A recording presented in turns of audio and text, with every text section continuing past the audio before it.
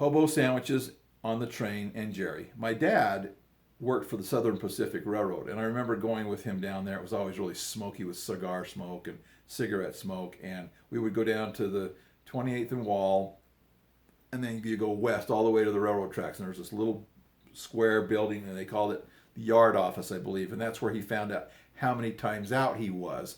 He'd go down and he'd stop by and go, hey, how many times out am I? Which means, how many times are the trains going to come before it's my turn to get on one of the trains? And they'd say, oh, you're 8 times out, or you're 6 times out, you're 4 times out. Once you were 3 or 4 times out, you knew the train was going to be coming in, and you needed to be ready to go to work. Well, anyway, when he would go on work on the train, he would travel from here to from Ogden to Carlin, Nevada. Elko, Nevada, I think it's Carlin, Nevada is where he went to. So he went back and forth to Carlin, Nevada. Sometimes he did other trips too, but mostly Carlin, Nevada. He took the train to Carlin, and he brought another train back from Carlin to keep the trains and the products moving in the trains. Well, it was against the law to allow the hobos, or the people that jumped on the trains and got to get a free ride, to let them stay on the rides.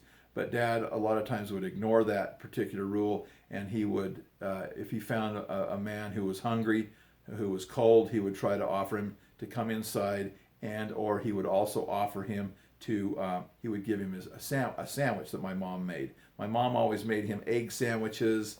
I think that was the main thing they took, was egg sandwiches. But whatever she made him, she always made him hot chocolate and egg sandwiches and stuff for his lunch.